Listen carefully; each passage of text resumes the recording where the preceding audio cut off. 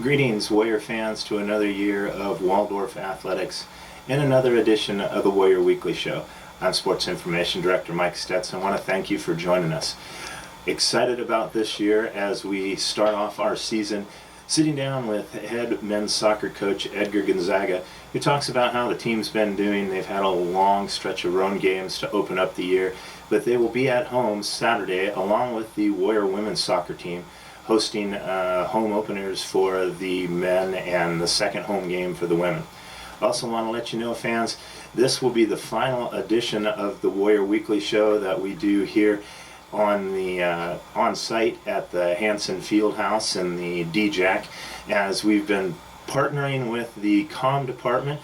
Bella Ruiz will produce and direct our new Warrior Weekly Show. It will be live on Wall TV Monday nights from 8 to 8:30, and then we'll also be posting it on YouTube and Facebook. So look forward to that starting next week, and I want to send a big thank you out to Mark Newcomb, Bella Ruiz, and the entire comm department for partnering with us to bring you the Warrior Weekly Show. Now it's time for this week's edition, so let's head to the show.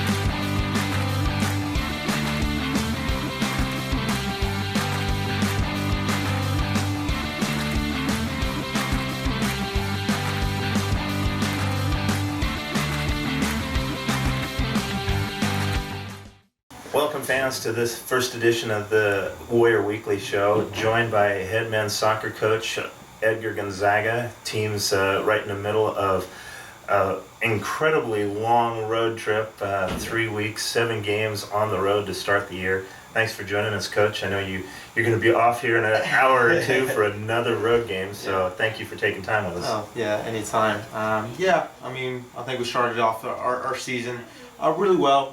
We brought in the guys that we wanted to bring in, and obviously you went off to the road in Kansas twice, which was, a little bit too much on our bodies, I would say. Started off really well, positive results, and then kind of fatigue hit in a little bit. Got a lot of boys that got a little injured. We're trying to manage the rest times.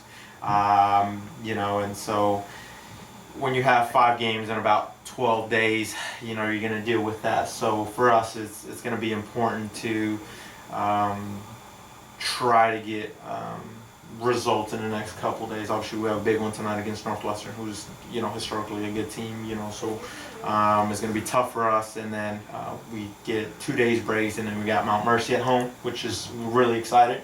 Finally at home, and then we have to drive down to Judson the following week. So, again, we're going in another spell of 4 or 5 games in about 10 to 11 days. So, but that's what it is, and that's what it's going to have to be, and we're looking forward to seeing how we can compete, and obviously relying a lot on our guys that aren't getting heavy minutes. So, we got a deep squad, so that's the good thing.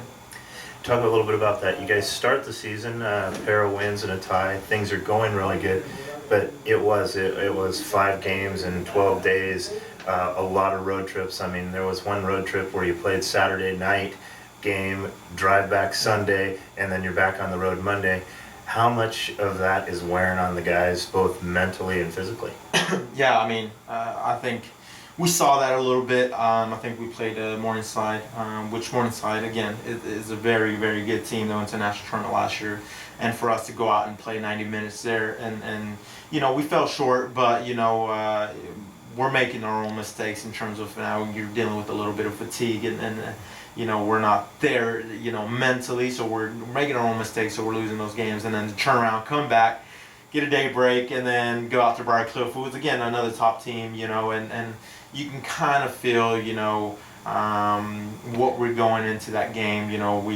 We sensed it a little bit. I think the guys sensed it, and obviously the result reflected that. Obviously, we've that's not what our team is about, but I think at that moment in that time, our guys kind of felt really, really exhausted and fatigued. So again, we're trying to learn everything that we can in those couple of days, and to turn around and fix them, and obviously keep going and keep getting better. And I think we will. We're a good team. I'm not worried about that. You know, it's just right now we got to make sure that we're rested in the appropriate time. That way we can go out and compete with, you know, another tough stretch of games. You know, that are, you know, either in the heart or in the GPAC. So yeah, we can do it. We'll get there. You know. Looking at how things have gone at the Briarcliff game, where you guys had, you know, 15 minutes of rest and you had to play another game. Right. It's the only one that wasn't a good competitive game where you guys a ball goes your way and it's a completely different outcome. How much of that is a positive, and how much of that can be corrected going ahead to get another goal here or there and change the outcomes? I think obviously, you know, when you start off the season really on a high note, and you get a little bit too comfortable, and I think that's what happened with our guys. Not realizing that, look, we have a couple more games, so you know you gotta have to keep your level headed, and then obviously that kind of humbled us a little bit to say, look, you know, we're a good team, but you know we have to make sure that we stay focused and that we rest our bodies, that we take care of ourselves, and that ultimately at the end of the day we don't get to just try to control what we can control, basically. And we got to learn from the little mistakes and just keep going forward. You know, this is what I tell them. So look, you can't do anything about it. So you know, we just learn, you know, we'll watch film, we'll correct the mistakes that we need to correct, and then we've got to move forward, you know, because if we're sitting there dwelling on the past, and, you know, we're not going to get anything accomplished. So, again, we've turned that chapter around, we're done with that, and then we got to focus, obviously, tonight, which is the big game, and then take one game at a time. That's what I like to tell my guys. What's going to turn around the offense? You guys haven't had that breakout offensive game yet. You're getting a goal here, a goal there, but and you're getting lots of chances too. It just seems like the finishing hasn't been perfect yet. Right. I just think it comes with a little bit of more playing together. We have new guys up top. You know, Guy is somebody that we brought in. He's a sophomore. He's very young. He will get his time to shine. I think he just needs to get a couple games under his belt. Well, you know, and then he'll perform where we want him to be. The biggest one right now is Irvin. Got injured early in preseason, so we're not seeing him play, you know, in the game. So we just got him back. So I think he'll bring a lot of energy. You know, and I think Antonio's going to come into his rhythm. Is something that, you know, he starts a little bit slow in the beginning of the seasons, and then he starts getting a little bit going. You know, he scored a couple goals. So obviously, you know, I think once, you know, we get some of the guys that are healthy that got hurt in the past couple of weeks, I think we can build on that and start going forward a little bit. We're dealing with some injuries that we don't want to deal with in the first couple games that a couple players went down, and then obviously we got to make sure that we get those guys and strengthen our back line, our midfield, before, you know, we can go and play the style that we were playing in the beginning of the season. Gotta mention some of the highlights though too. Specifically, Raul in goal sets the career shutout record first couple of games of the season. How nice is it to see him playing strong back there and giving you what you need to at least make each game competitive? Yeah, I mean, Raul is an excellent goalkeeper. I mean, you know, we know what we're going to get from him on a day-to-day basis. You know, he's a competitor. He wants to be the best that he can be. I also think Zhao is our second goalkeeper, who is extremely competitive and is going to push him and making sure that he's on his toes every single time. So I think that competition within itself, you know, makes Raul that much better. You know, we're putting a lot of stress on him recently, and again, you know, it's something that we have to fix. But you know, it's good for him, and I know that it means a lot to him, you know, to be that individual in our program, to come in and do that. That's big for him. But you know, again, we're going to continue to help him out and create those shutouts, because again, it's a team thing. But you know, we're excited, and you know, we depend on him a lot. You know, he comes up big when we need him, and you know, he calms us down when we need it. So you know, he's somebody that is is one of our captains, so we depend on his leadership a lot.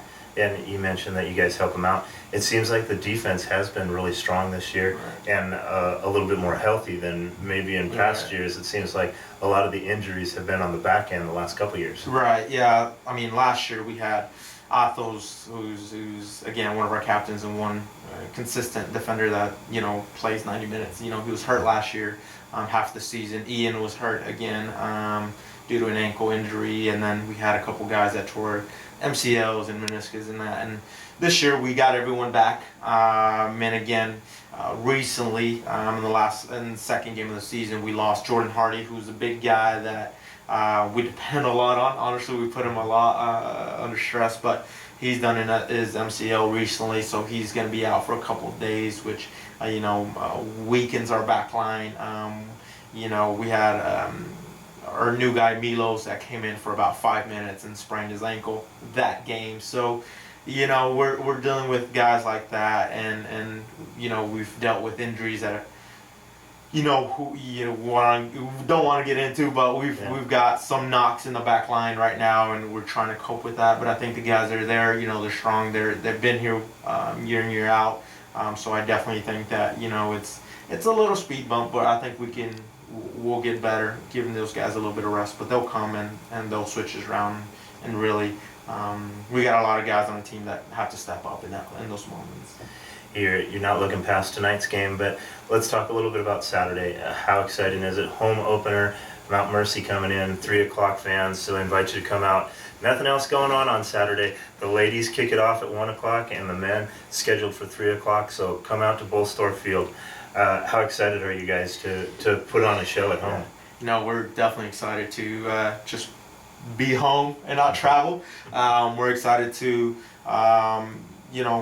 hopefully get our community out and supporting us. We play an early game, but we're just excited to get the guys, a home feeling, a home atmosphere. The new guys that haven't played at home, they get that feeling, and hopefully, we get a good crowd and a good support for both our men's and women's. And we're, we can't wait, but again, I like to focus one game at a time. So right now our mind is obviously on Northwestern, take care of what we need to take care of. And then obviously, very excited. So hope everyone can come out and make it. Hopefully it'll be game 2 of a 2-game win streak come Saturday. Yeah. Remind your fans again, Saturday, 1 o'clock the women kick it off, 3 o'clock scheduled men's start. It's supposed to be a beautiful day on Saturday too. It's supposed to be sunny and nice out. So everybody come out to the soccer field, Waldorf Field, cheer these guys on. They need lots of support and be welcomed back home. So appreciate it, Coach. I know you got to get packed up and get the guys on the bus. So good luck tonight. Thank you for your time. Thank you very much. And we'll see you on Saturday. We'll see you guys.